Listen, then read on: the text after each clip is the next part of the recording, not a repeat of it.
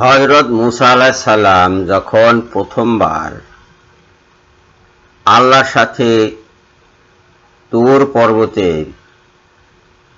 কথোপকথনের জন্য হাজির হলেন, তখন আল্লাহ পাক বললেন, বিসমিল্লাহির রহমানির রহিম, ইন্নী আনা রাব্বুকা ফাখলা'ন আলাইকা,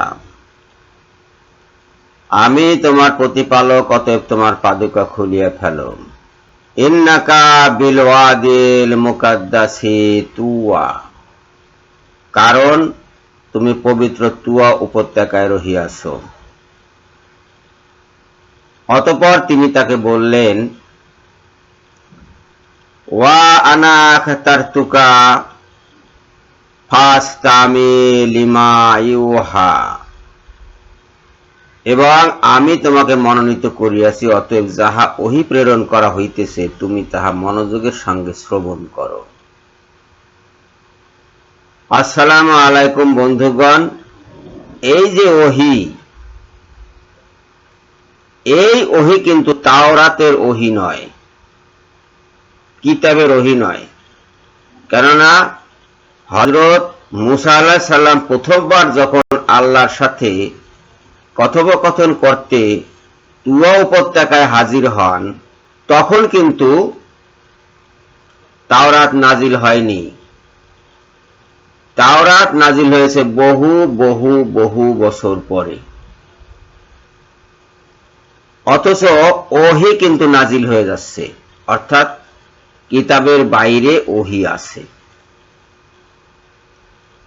আল্লাহ পাক প্রত্যেক নবীর উপরে ওহী নাজিল করেছেন, কিন্তু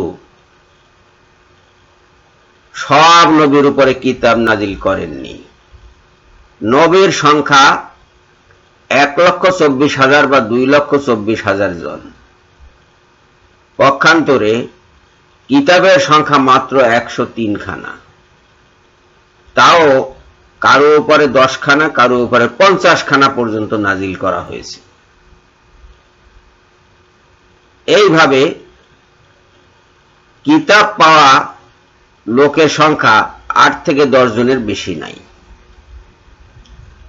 তার মানে ওহী সব নবীর উপরে যেহেতু নাজিল হয়েছে, ধরে নেওয়া যায় যে কিতাবের বাইরে ওহী আছে।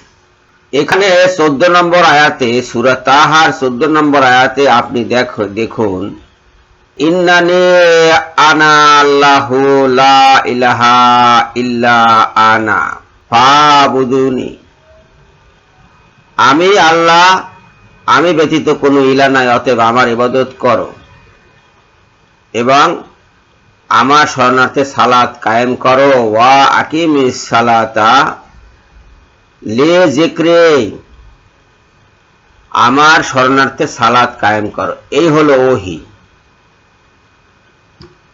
এই ওহী তাওরাত নাজিল হওয়ার আগে ছিল, আগেই নাজিল হয়েছে মুসা আলাইহিস সালামের প্রতি।